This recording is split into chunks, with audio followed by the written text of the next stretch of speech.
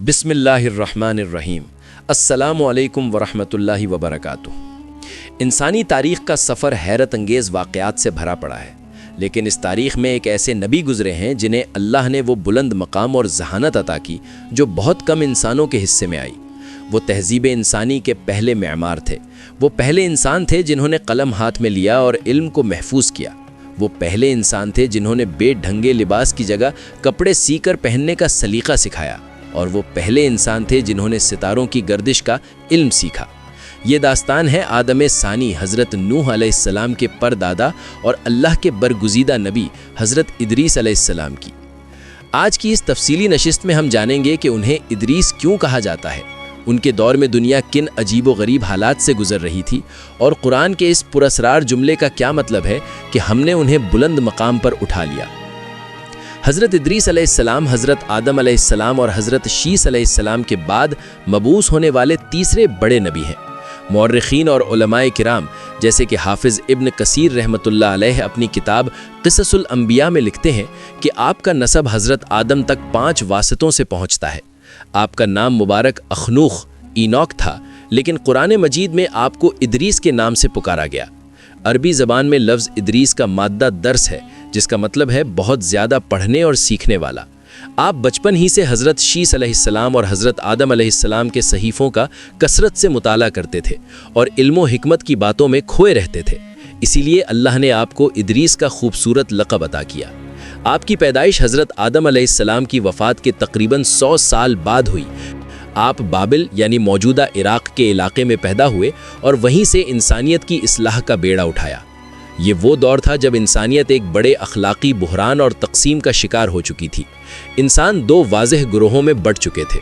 ایک طرف حضرت شیس علیہ السلام کی اولاد تھی جو پہاڑوں کی بلندیوں پر رہتی تھی اور اپنے آباء و اجداد کی طرح نیکی اور عبادت پر قائم تھی، اور دوسری طرف میدانی علاقوں میں قابیل جس نے اپنے بھائی حابیل کو قتل کیا تھا کی اولاد آباد تھی۔ قابیل کی قوم شیطان کے بہکاوے میں آ کر اخلاقی گراوٹ کی انتہا پر تھی۔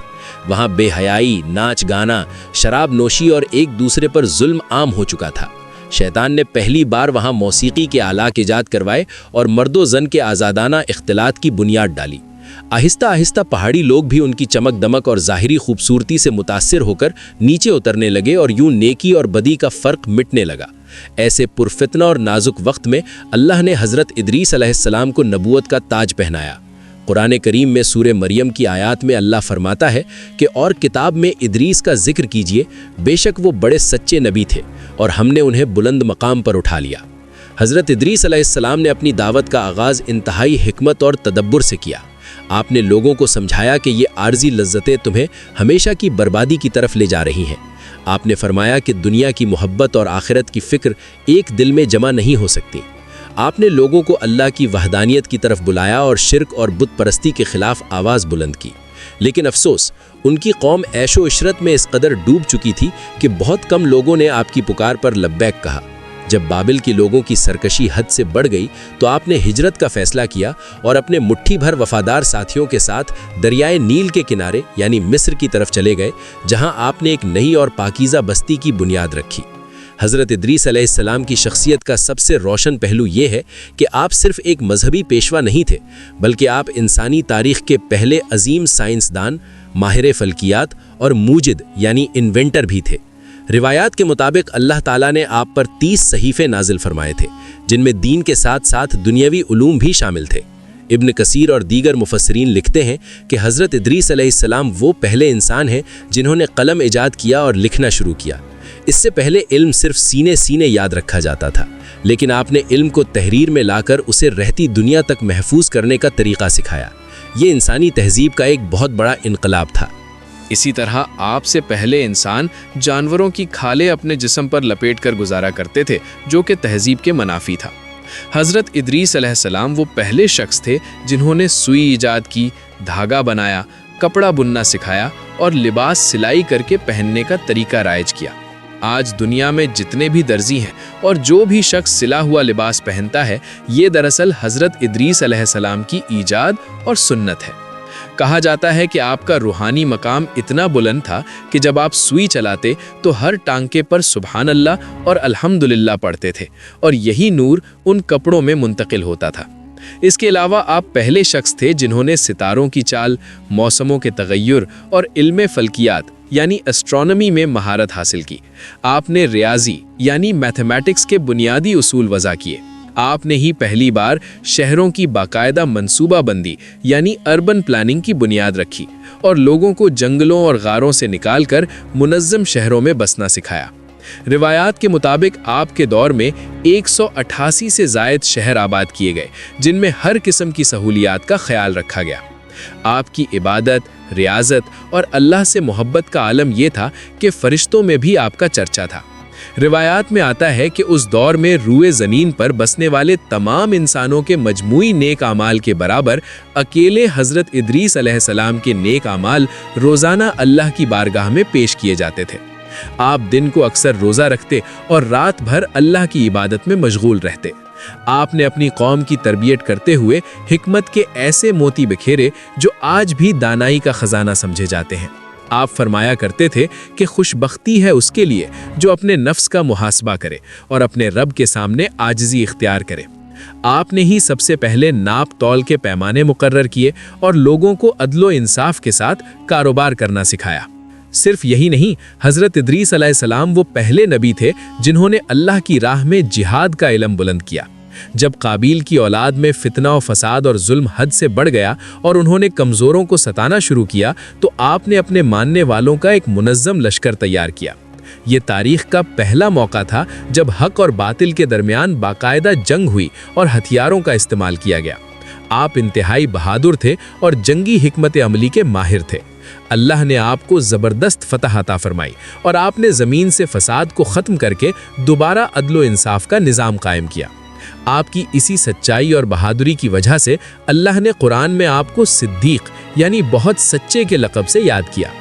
اب آتے ہیں اس پراسرار واقعے کی طرف جس نے صدیوں سے مفسرین اور اہل علم کو حیرت میں ڈال رکھا ہے۔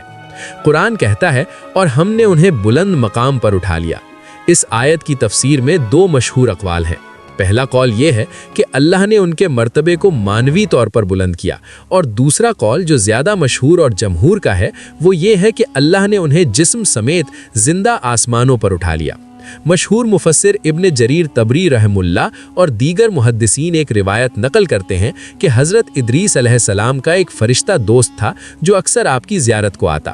ایک بار حضرت ادریس علیہ السلام نے اس فرشتے سے خواہش ظاہر کی کہ میں ملک الموت یعنی موت کے فرشتے سے ملنا چاہتا ہوں تاکہ موت کی سختی اور حقیقت کے بارے میں جان سکوں اور مزید تیاری کر سکوں۔ فرشتہ انہیں اپنے پروں پر بٹھا کر آسمانوں کی طرف لے گیا۔ سفر کرتے کرتے جب وہ چوتھے آسمان پر پہنچے تو وہاں اتفاق سے ان کی ملاقات ملک الموت سے ہو گئی جو زمین کی طرف آ رہے تھے۔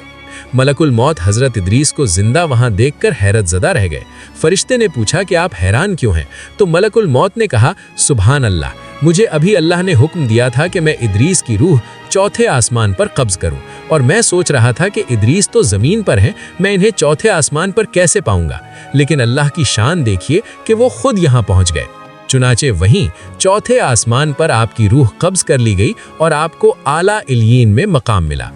حضرت ادریس علیہ السلام کی عظمت اور رفت کا اندازہ اس بات سے لگائیں کہ ہزاروں سال بعد جب ہمارے پیارے نبی امام الانبیاء حضرت محمد صلی اللہ علیہ وسلم معراج کی رات آسمانوں پر تشریف لے گئے تو چوتھے آسمان پر آپ کی ملاقات اپنے پردادا حضرت ادریس علیہ السلام سے ہوئی۔ صحیح بخاری اور صحیح مسلم کی حدیث ہے کہ رسول اللہ صلی اللہ علیہ وسلم نے فرمایا کہ جب میں چوتھے آسمان پر پہنچا تو وہاں ادریس موجود تھے۔ انہوں نے مجھے گرم جوشی سے سلام کیا، خوش آمدید کہا اور میرے لیے دعائے خیر کی۔ یہ ملاقات اس بات کی گواہی ہے کہ اللہ کے نزدیک حضرت ادریس علیہ السلام کا مقام کس قدر بلند اور زندہ جاوید ہے۔ اس پوری داستان کا خلاصہ یہ ہے کہ حضرت ادریس علیہ السلام کی زندگی ہمارے لیے ایک مکمل مشعل راہ ہے۔ آپ کی حیات طیبہ ہمیں سکھاتی ہے کہ دین اور دنیا الگ الگ کھانے نہیں ہیں۔ ایک انسان بیک وقت اللہ کا مقرب بندہ بھی ہو سکتا ہے اور وقت کا عظیم سائنسدان بھی۔ آپ عابد بھی تھے اور مجاہد بھی۔ آپ نے قلم اور سوئی جیسی ایجادات سے انسانیت کی خدمت کی اور عبادت کے ذریعے اللہ کا قرب حاصل کیا۔ آج کی جدید دنیا میں ہمیں بھی ضرورت ہے کہ ہم حضرت ادریس علیہ السلام کے نقش قدم پر چلتے ہوئے علم و حکمت، ٹیکنالوجی اور تحقیق کے میدان میں آگے بڑھیں اور ساتھ ہی اپنی روحانیت اور آخرت کی بھی فکر کریں۔ اگر آپ کو انبیاء کرام کی یہ تفصیلی سیریز پسند آ رہی ہے تو اپنی رائے کا اظہار ضرور کیجیے گا۔ انشاءاللہ اگلی نشست میں ہم ذکر کریں گے حضرت نوح علیہ السلام کا اور اس خوفناک اور عظیم طوفان کا جس نے پوری دنیا کا نقشہ بدل کے رکھ دیا۔ تب تک کے لیے اپنا خیال رکھیے گا۔ اللہ ہم سب کا حامی و ناصر ہو۔ اللہ حافظ۔